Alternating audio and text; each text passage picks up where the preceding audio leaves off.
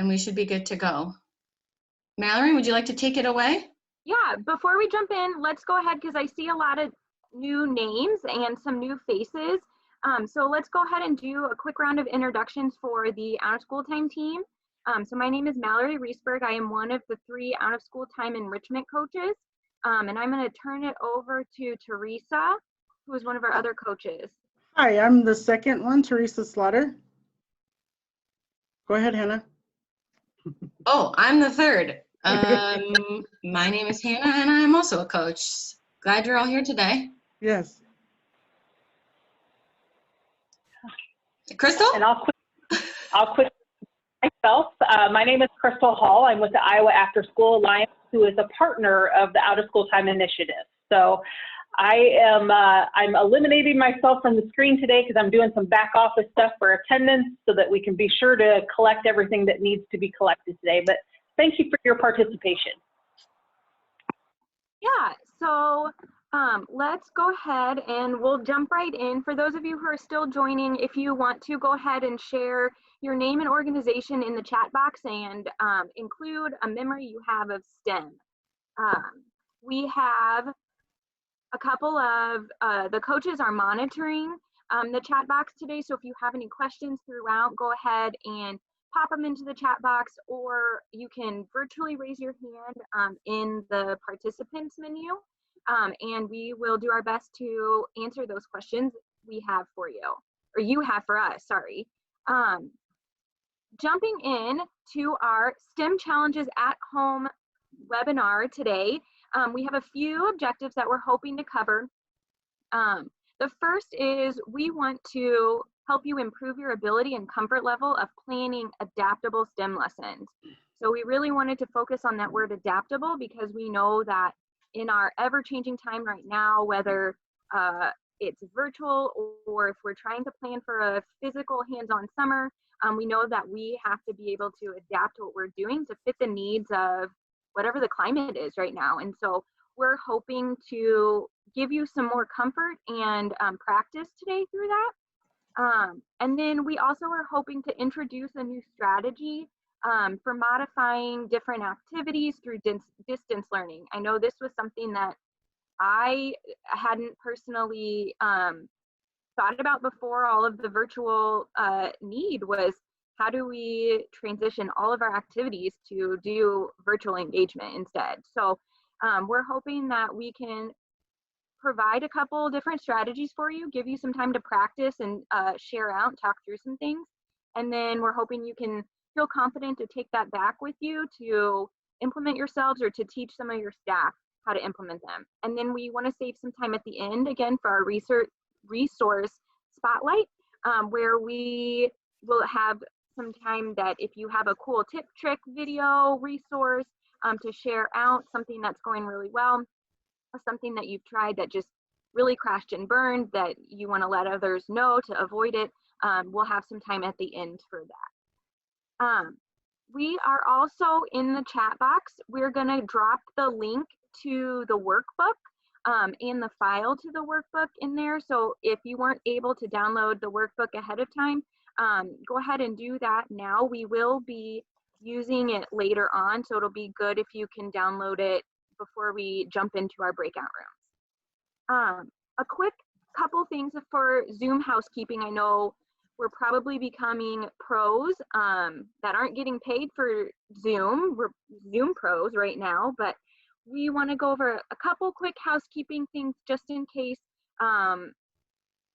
it'll help. So we encourage engagement, whatever that might be, whether that's having your camera on, using the chat box, interacting with the polls and annotations, the whole group discussions, small group discussions, whatever that might be. We want to encourage you really to be present during this time.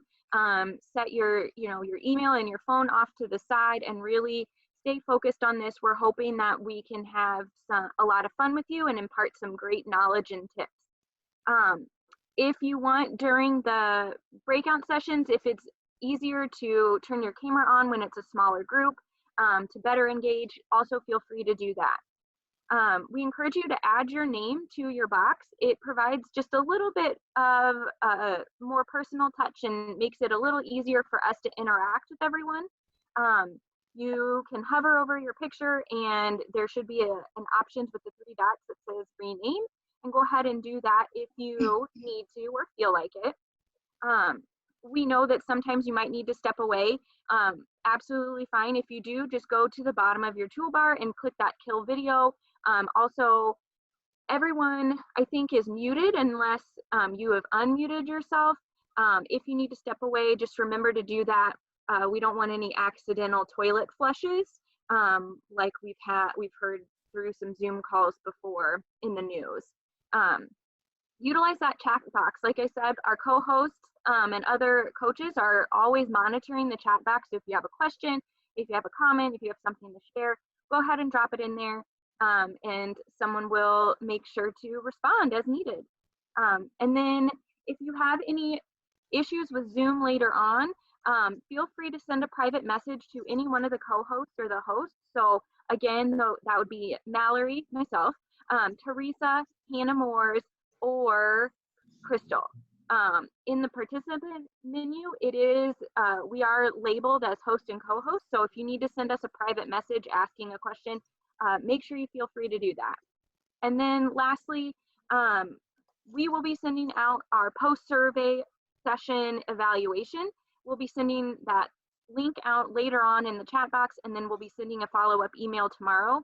If you need DHS credit, make sure you fill that survey out. There's also a spot in there for you to mark if you need a certificate or not for the session. Next slide, thank you. Okay, so just a really quick rundown of Zoom, just in case you're not familiar with it. So that double red arrows pointing at the mute and stop video, or the microphone and video button. When it has a red slash through it, it means that it's muted or it's not on. If it doesn't, that means they're both turned on. The moving to the right of the screen and down our list, the green lightning bolt is pointing at your participants button. If you click that, your participant pane will pop up. That'll allow you to see everyone who's in here, their names, whether their video is on or off, and it'll show you who the co-host and hosts are. Moving over to the right, the purple arrow is pointing at the chat button. So if you click that chat button, that looks like a little instant message button or feature, it'll pop up your chat window. Sometimes it's on the side, sometimes it might pop up as its standalone screen in the middle, but that's the chat box. Go ahead and if you have questions or anything, type throughout. The next slide will show you there is a feature that you can send messages to specific people if you want, or addressing it to everyone. Now we're going to switch up to the right corner of the screen with the red hexagon. That allows you to switch your view between gallery and speaker. Speaker shows just the person who is speaking. Gallery will show everyone's face to fit into the screen. It's really a preference, what you feel like doing. And if for some reason we're moving to the bottom right screen where the smiley face is, if you need to leave the room for any reason, there should be like an end or a leave button down there. Go ahead and click that and you'll be able to exit the meeting. If you accidentally exit the meeting, go ahead and make sure you sign back on, and one of the co-hosts will make sure to let you back in your room or let you back into your breakout session when we get there. All right, so because we use the chat box quite a bit, it's a really easy way when we have this many people to interact. We wanted to highlight it. Again, if you click that little chat bubble icon, your chat box will come up, whether it's on the side, like the picture in the screen, or it might pop up as a standalone window in the middle. You are able to type down there. You are able to click that drop-down menu and turn it to whoever you want. Sorry, I got distracted reading a message. You are able to send messages privately to a specific person or to the whole group. So if you have questions for the whole group, feel free to send it to everyone. If you have a more private question or a help question, go ahead and send it to one of the co-hosts, and we're monitoring it, and we will help get things resolved for you. I think that might be all of the housekeeping for right now. If you do have any questions, go ahead and again, put them in the chat box. We're monitoring that. And we hope to have a great Zoom session. So I am going to turn this over to, I believe it's Teresa, and she's gonna go ahead and get started for us. Well, hello, everyone. Welcome today. I'm just going to go over a quick overview of STEM and then talk about how STEM is effective in the OST programs.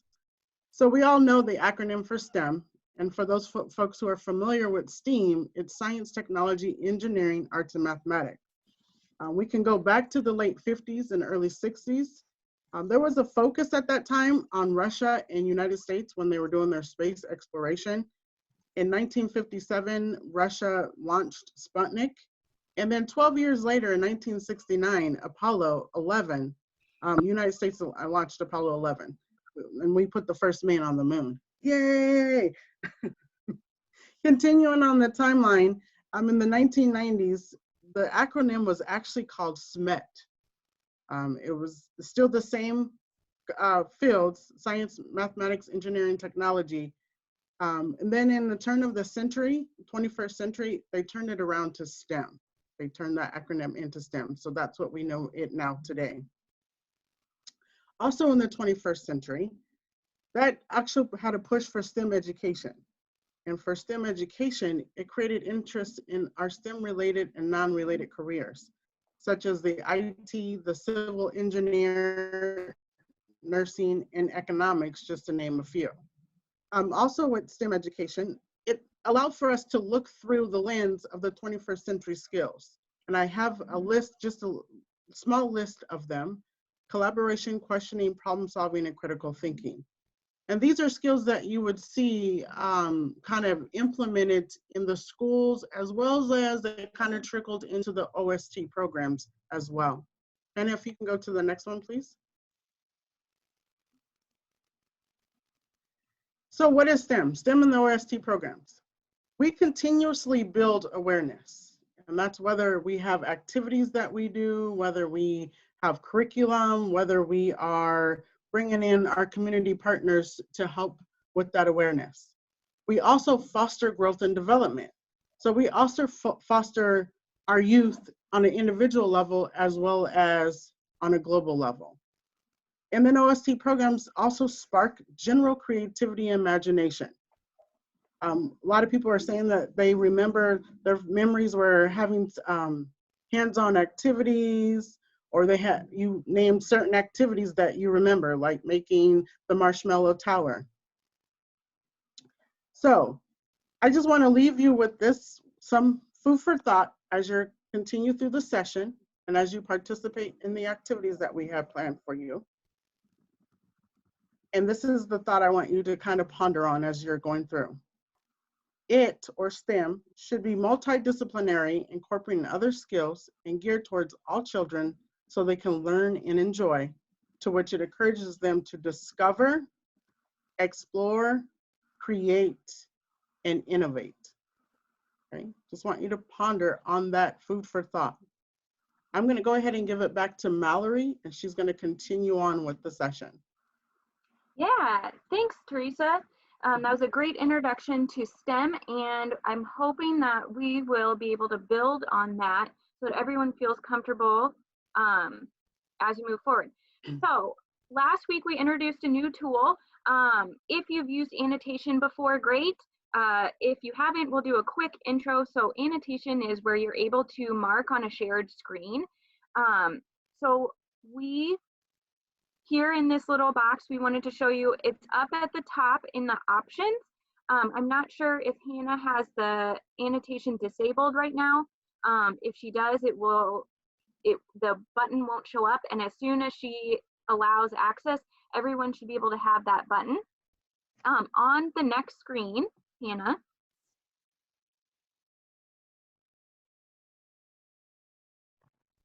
Thank you. So when we open up the annotation button in just a second, we want you to explore the tool. But also mark how you feel about planning STEM lessons. So what's your comfort level from all the way on the left side of the screen with that red frowny face? If you don't like it, you don't feel comfortable doing it, mark somewhere down there all the way through to the green arrow. It looks like we're having some people do it. So go ahead and mark where you are on the continuum. You can stamp, you can draw, you can change the colors, have some appropriate fun with using that annotation button. It's just another way that we can interact with each other through this virtual world. Ooh, I love seeing how, that's awesome. I'm going to give you just a couple more seconds. Glad to see that we're there. all the way on the green, and I'm going to disable. Perfect. So look at that. Nice. We have quite, while it's still across the spectrum, we do have quite a few people that are saying that their comfort level with STEM planning is pretty high, is pretty up there. That's great. We love to see that. So we are going to do one more activity, interactive annotation activity. If you'll switch to the next, there we go. Okay, so same thing, but we're asking now about what do you feel like for planning distance learning STEM activities? Oh, I think I have to give you permission. Sorry about the delay. You should have it now. So go ahead, take a second to mark how you feel about planning STEM lessons for distance learning.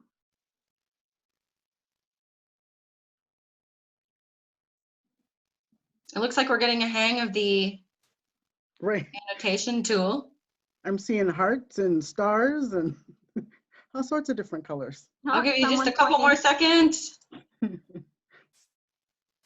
I've taken away the annotation, Mallory. Okay, perfect. So as we can see, this one, we have a much broader range of feelings, and I'm not surprised. When we talked about this as a team internally, we were the same way, where someone brought it up and we were just like, oh, we had never thought about that there is a very distinct difference in planning STEM for our physical hands-on group environment versus trying to do it virtually when you're just not really sure how to proceed because you've never done it before. So we hope by the end of this that we can shift you a little more towards that green side. So we are going to clear the screen and we're going to jump into the main part of today, which is working on modifying a STEM activity for distance learning. So a couple weeks ago, well, it's been way longer. It's probably been a month ago now. Sorry, time feels different right now for me. I wonder if that's the same for everybody else. About a month ago, we had asked what things were challenging right now. And something that came up, it was a common theme, was thinking about how to bring the great STEM curriculum that we have to our communities and to our families at home. And what are those challenges? While I'm talking through some of the ones that we identified as a team, feel free to use the chat box to share what specific challenges you're facing right now, because I'm sure if you share a challenge in the chat box, someone will feel the same way, and it's always nice to feel like we're not alone in this. One of the challenges with bringing STEM alive in distance learning is materials. We don't know what families have at home. We don't know how we can bring materials to them. We don't know if there's a cost barrier.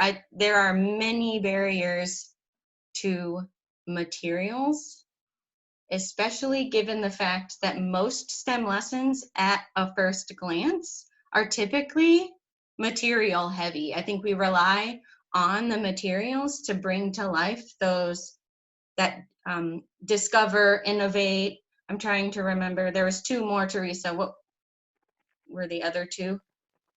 For the materials? There's 4 concepts we're trying to touch on. So it's discover, innovate. Materials are how we bring that to life hands-on. Be creative. Explore. Yeah. materials make that really easy. So what are we supposed to do about that is, and I don't have the answer to that, but a challenge we might face. The follow through. We might be able to bring that STEM activity alive in a virtual world, but we don't know if students are going to follow through with that. We don't know if the families have the capacity to hold students accountable. Where is our role in holding students accountable in this distance learning world?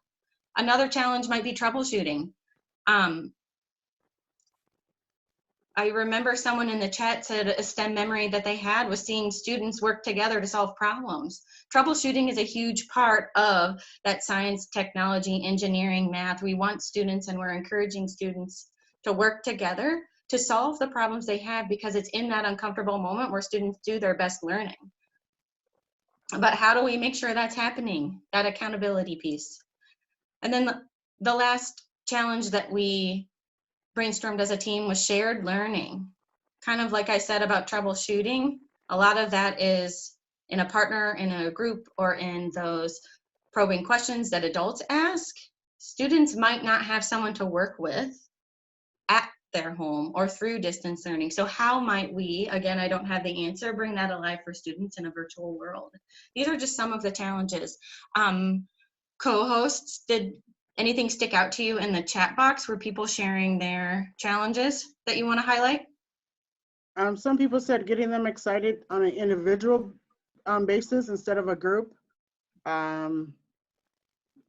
Just with the distance learning, more of they're not able to do hands-on with their students. They have to rely on parents to do that. Yes, engagement, that hands-on piece. I think these are absolutely challenges that we're all facing. So I think today what we're saying is, let's acknowledge that, and then let's think outside the box and be creative and innovative as a group of professionals to see what can we do to bring STEM alive for students virtually or through distance learning.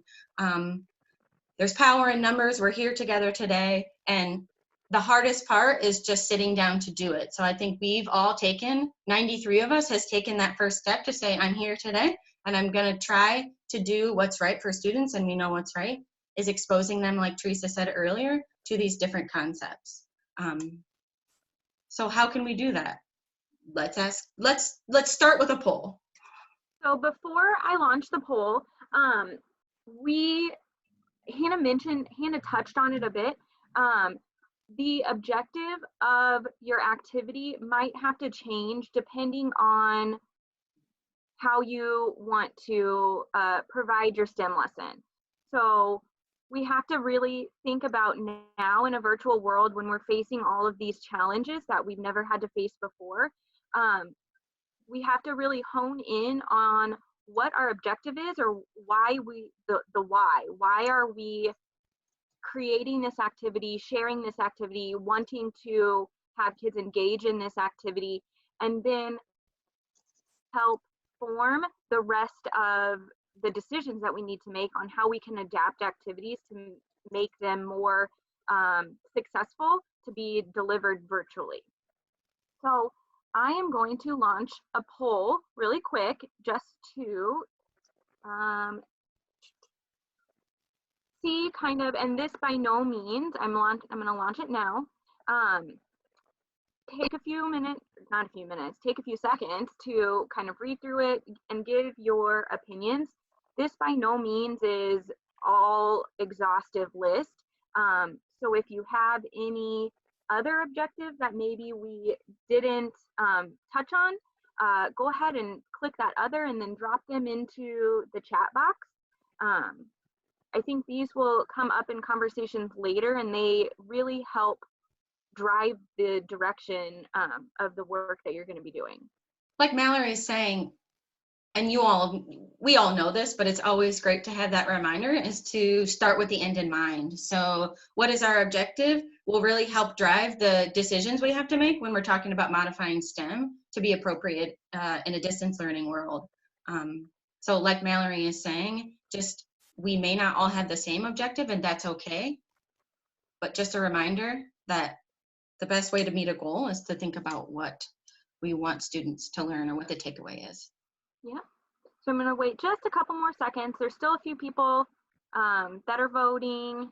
It looks like we have a pretty good mix of things, which I think is Mhm. great. I'm going to go ahead and end the poll right now. If you didn't get a chance to participate in it, totally okay. Go ahead and drop any thoughts into, oh, I should probably share it. Drop any thoughts into the chat box. So it looks like some of our top objectives are probably we want to engage with students, we want to provide them an opportunity to engage in STEM, and then we also we want to provide them an opportunity for some fun. And then also practicing those 21st century skills.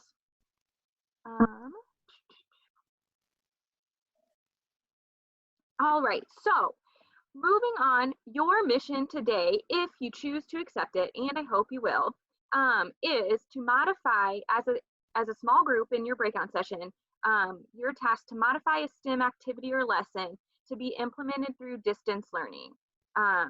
Again, we're using the term distance learning or virtual, but it's really whatever you need to do to think creatively outside of the box to be able to engage with your kids during this current time, or if you're planning for the future, whatever that might be.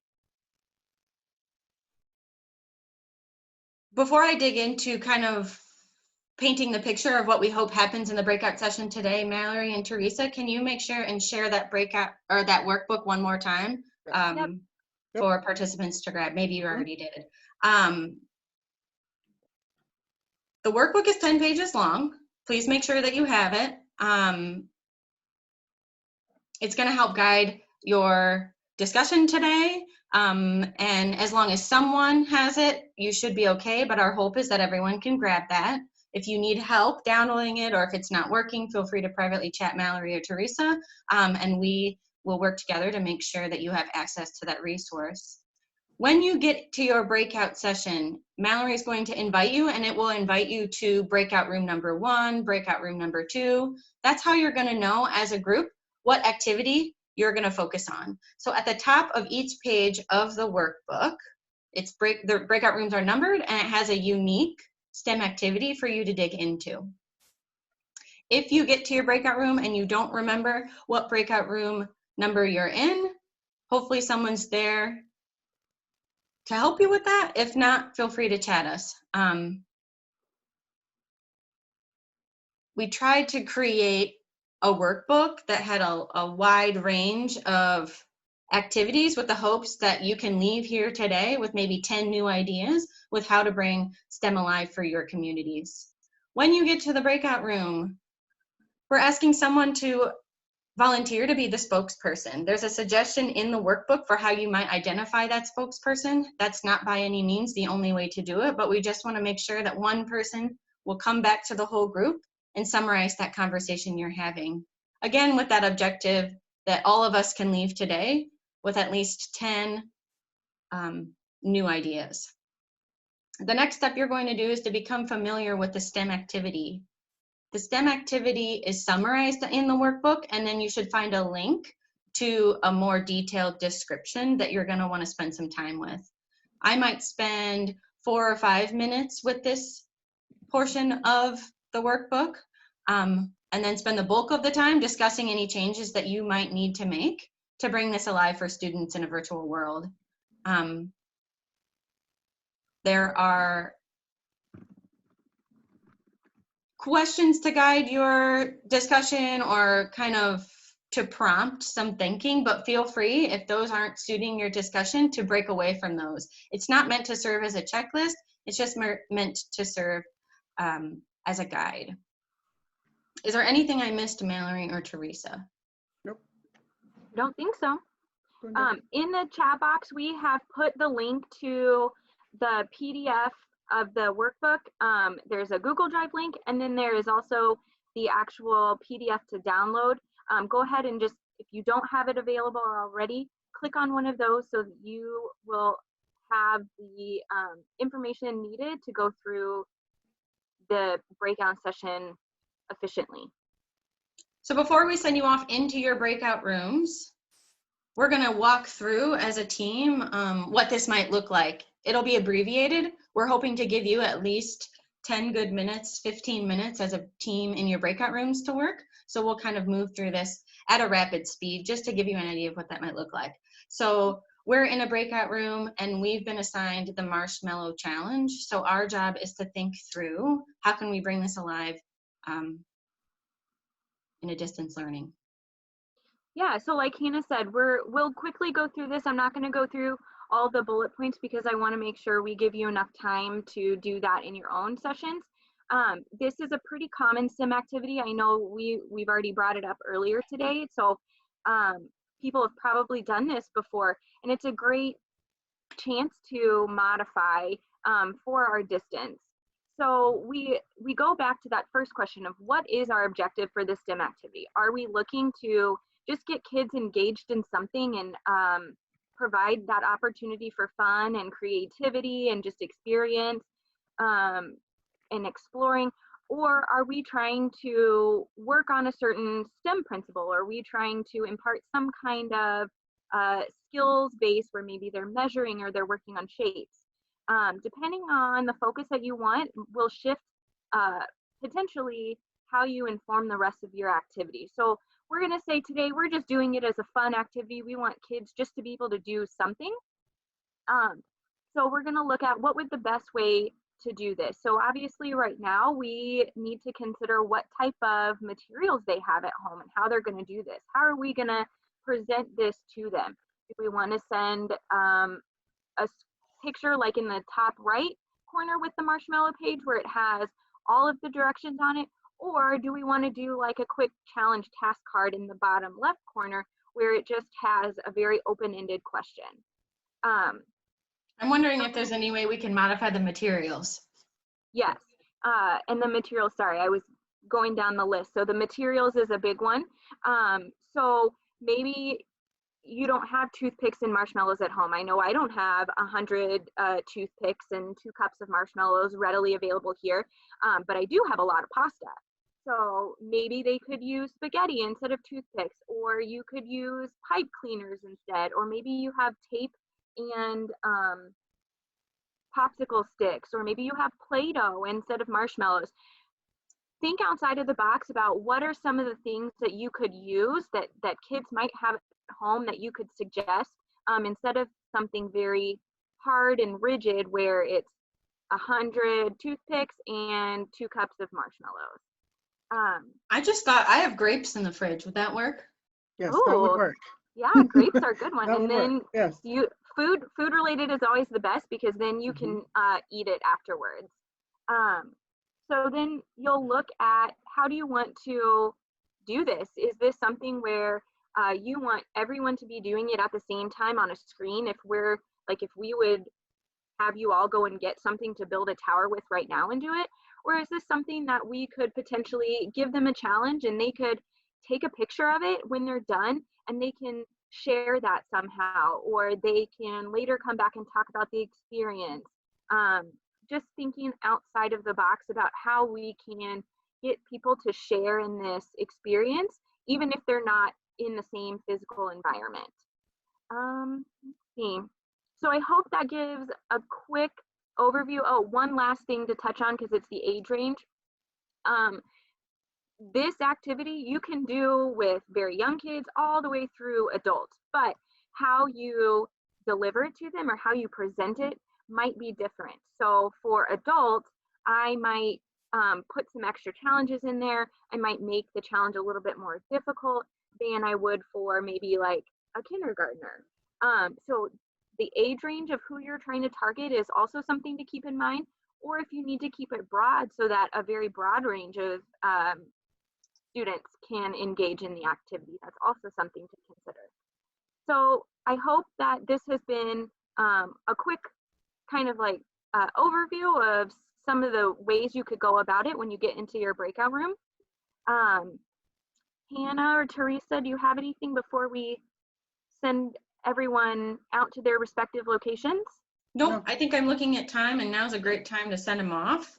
Do we think maybe we'll start with 10 minutes? Yep, sounds good. So we will go ahead and send you off. Remember, if you need any help, ask in the chat box, or there is a raise hand button and it will notify us that you need some help. So I'm going to send you all off into your breakout rooms.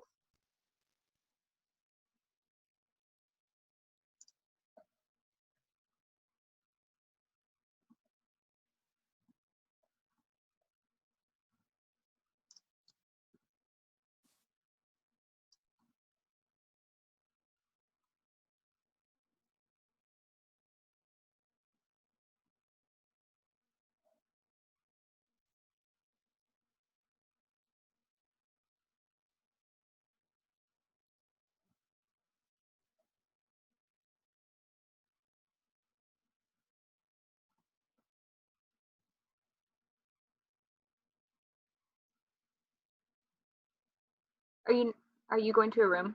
Yep, I was just waiting to see what this looked like in the end. Will you keep track of time? That's what I wanted to check in on. Yep. Okay, Yep. sounds good. See you soon. See ya. Sorry, we're roommates.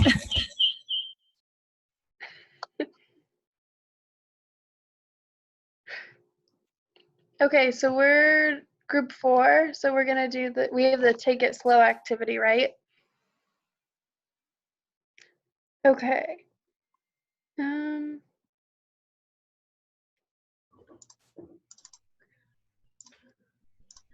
don't know where to write notes down.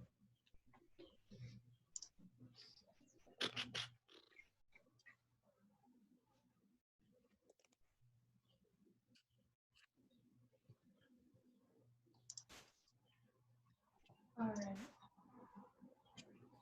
Do you guys have everything you need before I jump into the next breakout room? I think so. Okay, great. Holler at us if you need any help. Thank you.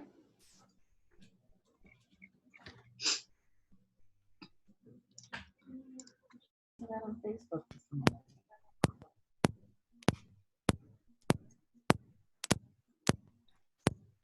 I think that's the computer that's making that noise.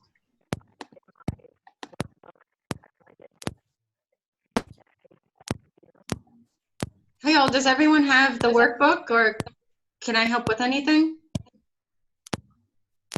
I finally got the workbook. Perfect. Yes, I'm just looking through the workbook right now. So it looks like you guys are working on lava lamps.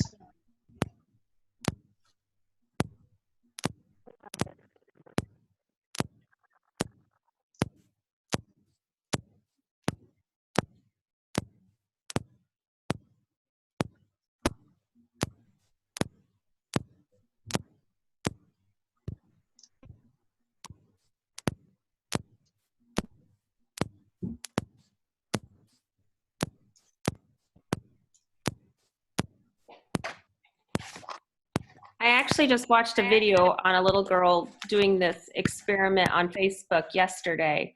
And basically it was pretty simple. But as far as making it for distance learning, I think we'll just have to come up with some good ideas. I'm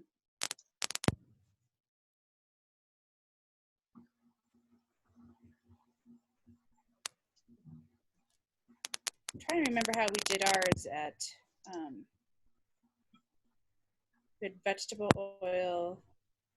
Trying to like eliminate the supplies. That's not a lot of supplies. The terminology may be too much for maybe our younger students. So I'm trying to think of just maybe literally watering down that and just talk about density, which is I think a little bit easier to explain why the lava lamp works. And I just did a STEM lesson on density in food coloring and what makes a substance more dense versus less dense. We could talk about that. So simplify it. I like where you're thinking as far as maybe the objective isn't the activity, it's the concept. So you know that like you're familiar with this, you learn about density in this. Maybe you just pivot a little bit, Yeah. and it's less leveling, do- more conceptual. Yes. I And love so that their idea. so they would just learn the definition of density. What makes density? What is density? What makes a subset have more density? Use everyday objects to compare with when we're making this lava lamp. That's what I did with my last STEM lesson, but I did it with sugar water and food coloring. Yeah. And sugar. Cool. So you could do the same with this plan and simplify it, because I think as I'm teaching, the faster you can get to the objective, the more interested they come with. You start throwing in more terminologies into the teaching objective, and then they get my younger students get turned off and confused. For sure. And my older students may be able to be in that with my older students. I would jump in with the more terminology and get more into the scientific stuff. And my experience or preference or approach to that dilemma has always really been to let students discover. When they start asking questions that have a scientific name, that's when I start giving it a name, as opposed to leading with. Exactly. Because that's what I need to do. That's how I learn. And so I think that I love that you're considerate of that. Mm-hmm. You're thinking about that. I'm going to jump into the next breakout room, but let me know, holler at us if you need anything. Okay.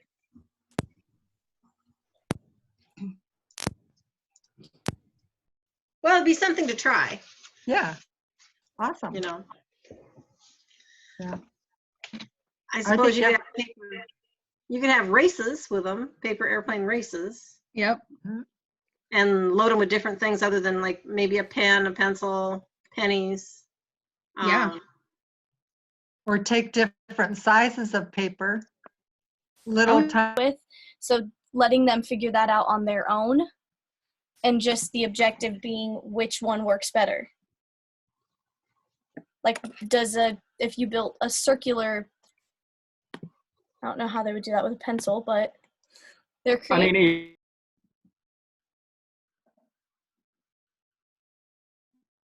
What room do you want?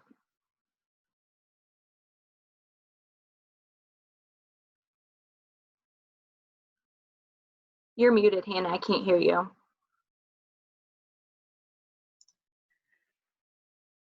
Sorry. All right. Teresa, what room were you in? 3? Okay, sending you to 2. Oh, that's what. I thought she was giving the peace sign. No, she was doing number 2. I went to all of mine and they're all really engaged. So I feel like I want to hang out here. Good. Crystal, room 8 was having some microphone issues, I guess. And so they were doing a lot in the chat box. So I sent Crystal back there to kind of help with that. But she said rooms 9 and 10 were doing great.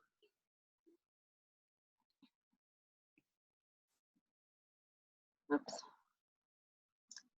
Do you want me to share my screen when we get back?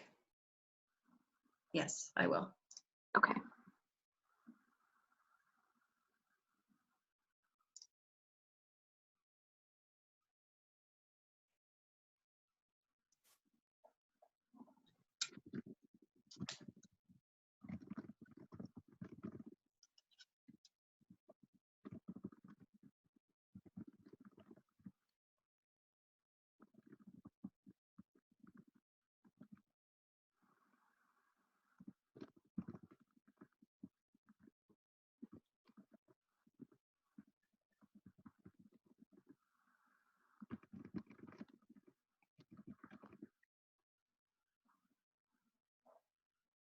So it's been 10 minutes. Do you want me to give them 1 more minute? Yeah, I'd say give them a 1-minute warning and then bring them back.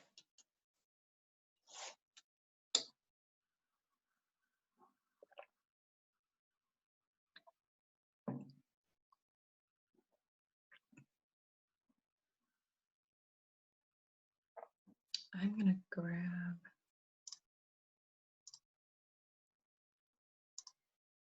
Resource to share.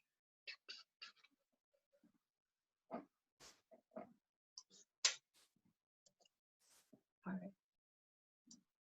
All right, I'm going to close the rooms. That way we still have a minute for everyone to get back.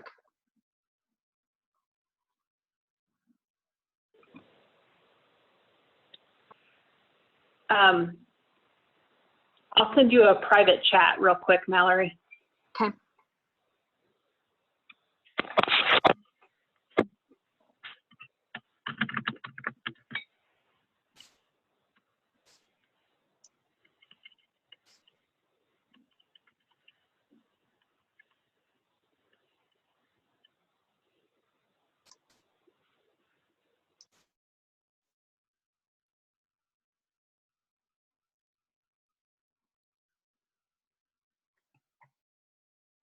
Does it look like we have about everyone back, Mallory? There's still quite a few in rooms. Okay. I can't see. They'll be back in 5 seconds.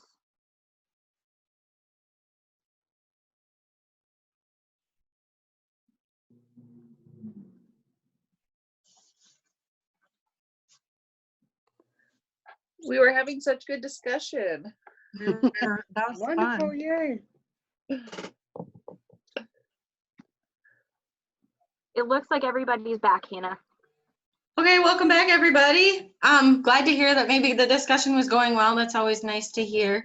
Sorry to pull you back.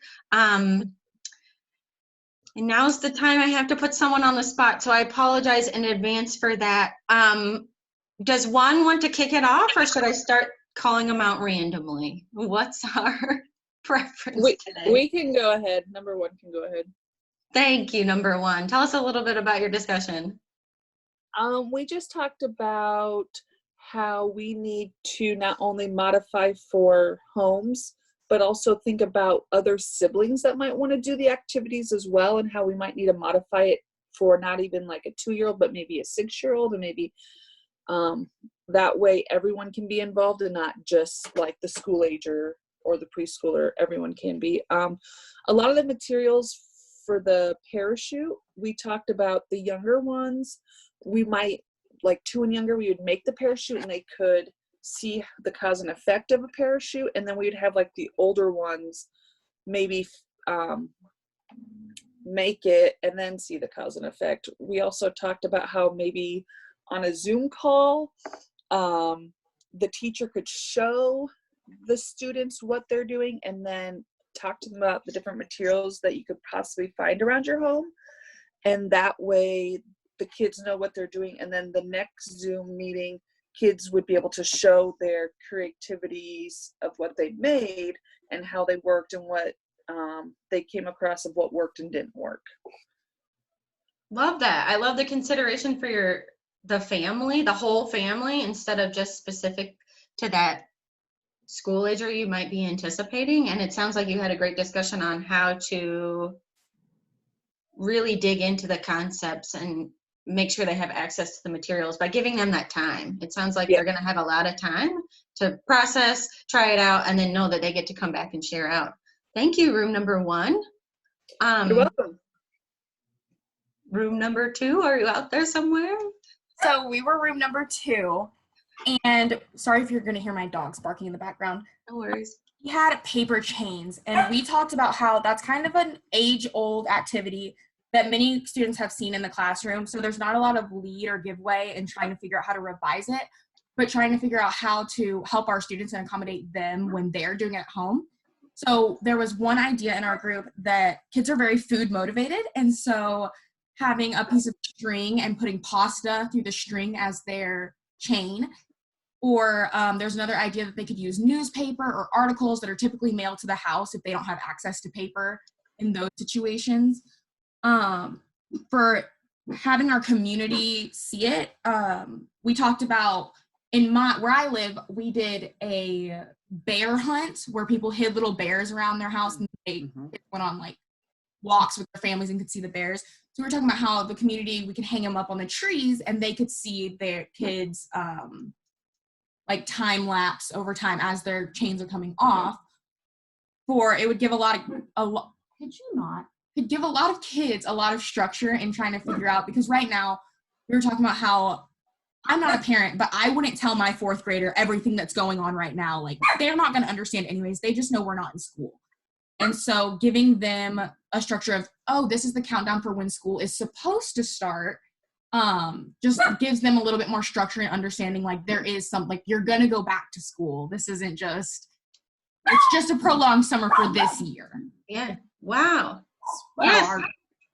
Thank you. You really dug into it. And I love how you were able to connect the current events to that and bring that alive for students. And I had never thought about all that junk mail we get. Everyone gets junk mail. How can we use and repurpose that? I don't know if that's politically correct to call it that anymore. I apologize. Stuff that comes when I don't order it. That's what I mean. I wish we had way more time. I might just open it up. Is there someone out there who's really passionately and excited about sharing rooms 3 through 10?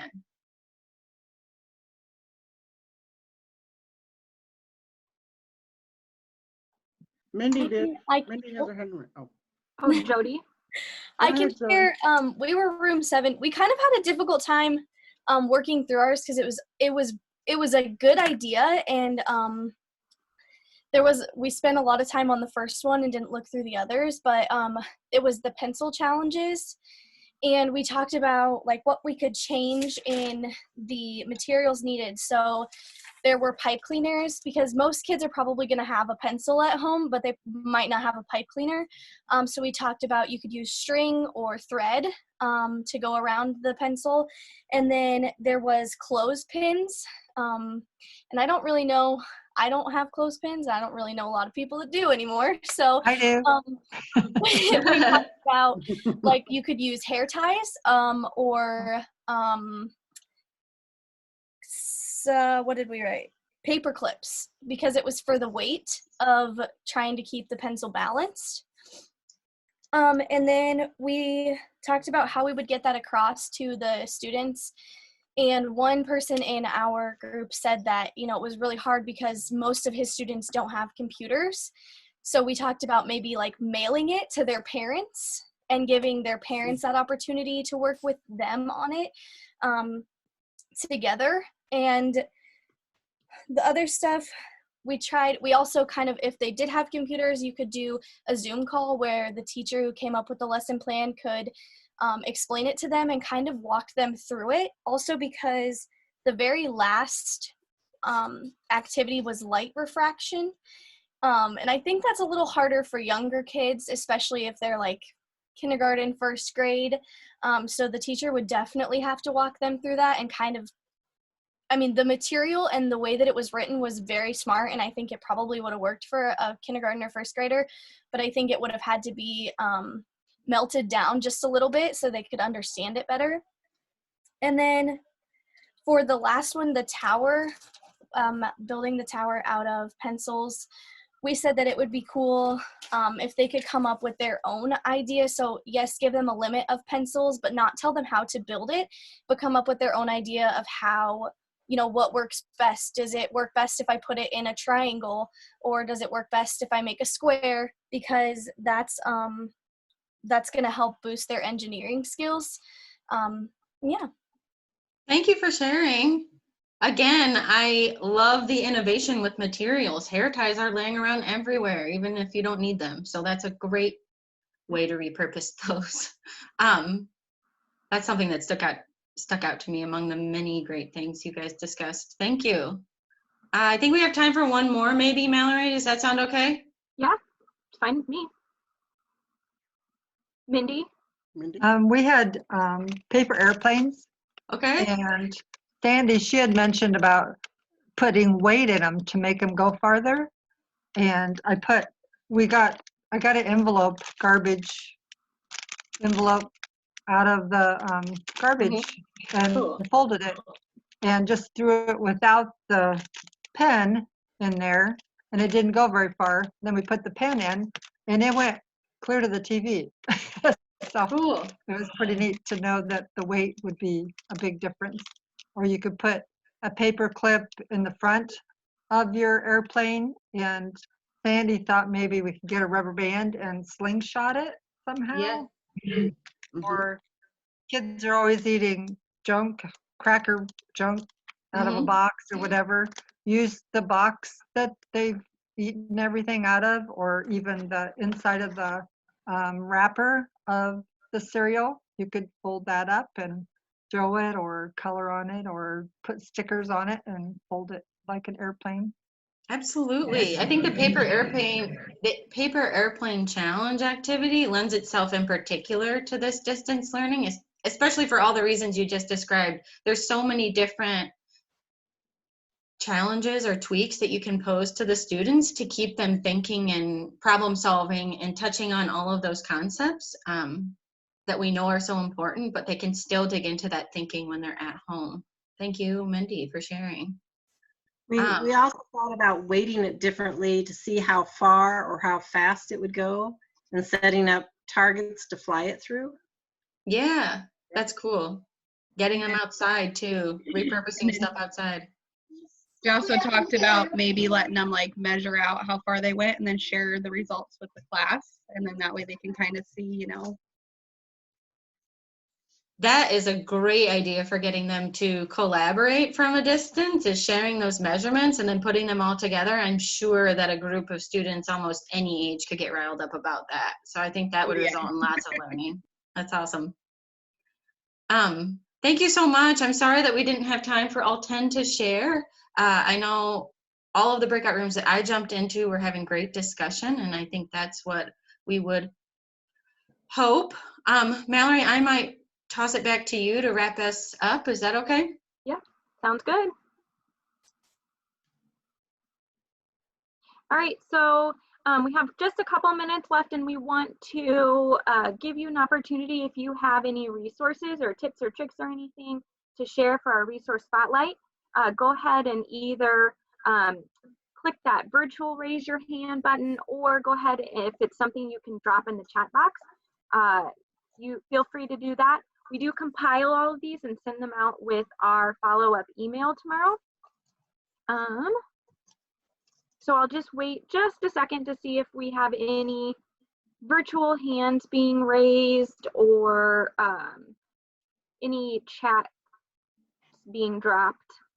I just jumped in, Mallory, to share the Beam Center has Anywhere projects.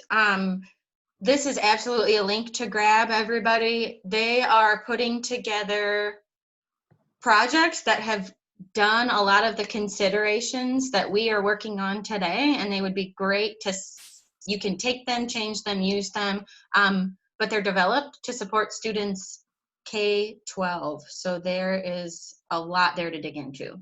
I dropped the link in the chat there, and it will be in the email you get tomorrow as a follow-up as well. All right, so if you have any more as we move on, just go ahead and keep chatting them in the chat box for us. Hannah, if you can move on to the next slide. So just a reminder, we have 2 CIOST Reimagine sessions scheduled for the rest of the month. So next week we will be talking about planning for a virtual summer. We've invited a few guest speakers to come in that are doing some pretty cool things right now with virtual engagement or distance learning. So tune in for that. And then at the end of the month, we will have NAMI present on Make It Okay, which is a mental health awareness campaign. In the chat box, we will drop the link to our survey, post-session survey. Make sure if you need DHS credit to click on that, fill it out. There is a section in there that you will be able to check if you need a certificate. You're breaking up, Melly. Oh no. We love to hear feedback from everyone about what went well, what you liked, what we could adapt for the future. If you have any follow-up questions, we have a few different contacts up here on the screen. So if you have DHS questions, Brittany is your gal. If you have CIOST logistical questions, Crystal is your gal. And if you have any questions on content or any questions for the coaches, our 3 emails are up there. So Hannah, Mallory, and Teresa. And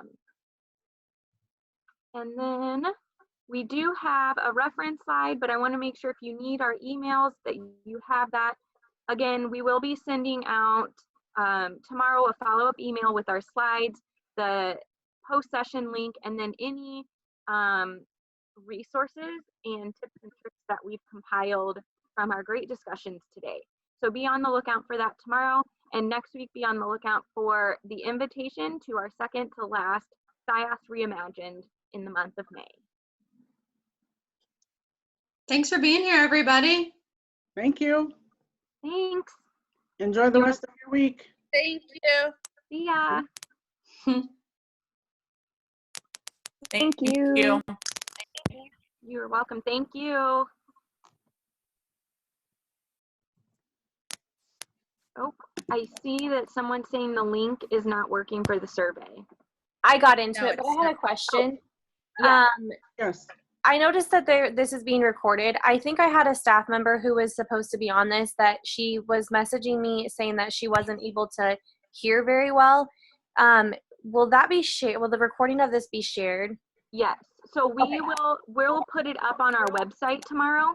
Okay. And the link will be there to watch on our YouTube page. Okay, perfect. Thank you.